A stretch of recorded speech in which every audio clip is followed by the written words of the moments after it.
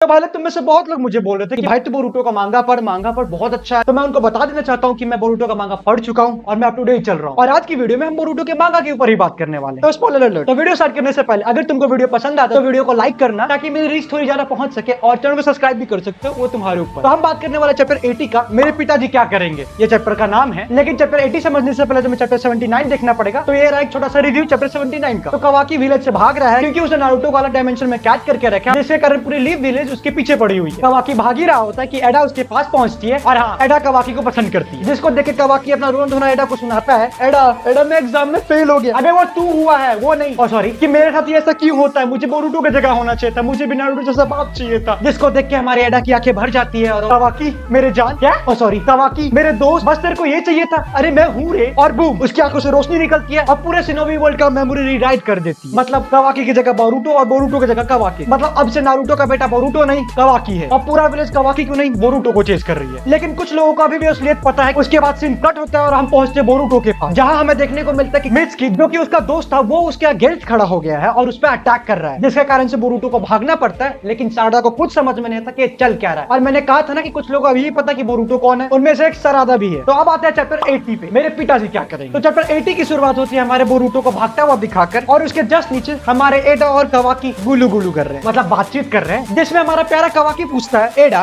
तुमने सबकी मेमोरी में क्या बदला, जरा बताना। कुछ नहीं, बस मैंने बदला कि तुम नारुतो के बेटे हो और नारुतो मारा गया बोरुटो के हाथ से। उसके बाद हमारा सीन कट होता है और हम पहुंच जाते हैं सारदा और मित्सुकी के पास, जहाँ पे मित्सुकी बोल रहा है सारदा मुझे छोड़, मुझे बोरुटो के पीछे जाना है। उसके बाद हमारा मित्सुकी बोरुटो का पीछा करने लगता है और सारदा जमीन पे गिर जाती है क्योंकि उसको घंटा को समझ में नहीं आ रहा कि यहाँ चल क्या रहा है। और ये सब चल ही रहा होता है कि हमें पता चलता है कि एक और बंदी है जिसको पता है कि बोरुटो असल में है कौन, और उसका नाम सुमारे है, और वो भी पूरी तरह से कंफ्यूज है कि यहाँ चल क्या रहा है। उसके बाद एंट्री होती है हमारे लेजेंडरी उचिहा सासुके उचिहा, जो कि अपनी लाडली बेटे को गिरा हुआ देखकर उसके पास आता है और पूछता है बेटिया तुम ठीक तो हो। और उसी समय हमारी क्लास रैप सुमारे सारादा से कनेक्ट करती है और पूछती है सब चल क्या रहा है, और पक्का इसके पीछे किसी बड़े पावर यानी ओत्सुकी का हाथ है। जिसको सुनने के बाद सारदा अपने बाबूजी सासुके की तरफ देखती है और बोलती है पिताजी प्लीज आपको बोरुटो को बचाना होगा, आपको उसकी मदद करनी पड़ेगी। और अचानक से सासुके की तरफ देखती है और बैम मांगे की ओर स्टार्टिंग गन, जिसको देखने के बाद सबसे पहले सासुके हैरान तो हुआ, लेकिन उसके बाद ना मेरे पास भी है। उसके बाद हमारा सीन कट हो जाता है और हम पहुंच जाते हैं बोरुटो के पास, जहां बोरुटो विलेज से बच के भाग रहा होता है और अचानक से एक हाथ आता है और उसको एक रख के देता है। जिसके बाद हमें देखने को मिलता है किसी की डाई जो किसी के मारू का लौंडा है, वो अपने शैडो पोजीशन का यूज करके उसको फंसा लेता है। और फिर उनके बीच में कुछ बातें होती है जो कि तुम पॉज करके पढ़ सकते हो, और अगर तुम रीड कर रहे हो तो तुम राइट से लेफ्ट की तरफ पढ़ना। उसके बाद हमारे बोरुटो और मोमोशिकी के बीच की बात दिखाई गई है, जिसमें मोमोशिकी बोरुटो को बोल रहा है ए तुम मेरे से जगह चेंज कर रहे हैं, मैं इनकी अभी बैन बजाता हूँ। जिसको सुनने के बाद हमारा बोरुटो बोलता है साले अगर तूने मेरे दोस्तों को हाथ लगाया तो देख लेना। और ये सब चल ही रहा होता है कि अचानक से सासुके उड़ते हुए आता है और बोरुटो को भगा ले जाता है। उसके बाद हमें देखने को मिलता है कि सासुके अपनी ही मेमोरी को डाउट कर रहा है और बोरुटो से कुछ सवाल पूछ रहा है। और यहाँ पे तुम ये बात याद रखना कि बोरुटो और कवाकी जगह स्विच कर चुके हैं। सासुके बोरुटो से पूछता है कि अगर तुम बोरुटो यानी कवाकी हो तो तुम्हारे पास मेरा हेडबैंड क्या कर रहा है, जो कि मैंने कवाकी को दिया था। और मोमोशिकी जो कि कवाकी के अंदर होना चाहिए था, वो तुम्हारे अंदर क्या कर रहा है। जिसको सुनने के बाद बोरुटो बोलता है तो सासुके चाचा आप मेरे पे विश्वास करते हो। जिसको सुनने के बाद सासुके बोलता है कि मैं यहाँ पे अपने ऊपर तो विश्वास नहीं कर सकता, लेकिन मुझे अपनी बिटिया पे भरोसा है, इसलिए मैं तुम्हारी हेल्प कर रहा हूँ। और अगर तुम मुझे बोल रहे हो कि तुम असली नारुतो के बेटे हो तो एक बात याद रखना, नारुतो के पास पहले कुछ भी नहीं था, उसके बावजूद भी वो विलेज का होकागे बना और सबके लिए बहुत इंपॉर्टेंट पर्सन भी बना। और अगर तुम बोलते हो कि तुम उसी नारुतो के बेटे हो तो तुम भी वही कर सकते हो जो कि नारुतो ने किया था। ये सब सुनने के बाद मोमोशिकी अंदर ही अंदर बोल रहा है इसे मोटिवेट करना बंद कर, मुझे इसकी बॉडी के ऊपर टेक ओवर करना। और उसके बाद अचानक से एंट्री होती है एडा की, जो कि बोरुटो को बोलती है कि अब तक तो तुम्हें पता चल ही गया होगा कि यहाँ पे चल क्या रहा है, और उसके लिए सॉरी, लेकिन मैं अपने प्यार के लिए कुछ भी कर सकती हूँ। लेकिन उसको भी नहीं पता उसने किया कैसे। जिसको सुनने के बाद बोरुटो अपने आप को मोटिवेट करता है कि मैं बोरुटो उजुमाकी हूँ, नारुतो का बेटा, और उससे भी बड़ी बात मैं लीव विलेज का शिनोबी हूँ और अब बहुत हो गया भागना। जिसको सुनने के बाद सासुके और बोरुटो ट्रेनिंग के लिए निकल जाते हैं। और भाई लास्ट में ये मेरा फर्स्ट मांगा रिव्यू था, तो अगर कोई मिस्टेक हो गया हो तो माफ कर देना, और अगर तुम्हें कुछ टिप्स एंड ट्रिक्स देना कि मैं इसको कैसे इंप्रूव कर सकता हूँ तो कमेंट कर देना, और अगर तुम्हें और भी मांगा रिव्यू देखना है तो बता देना।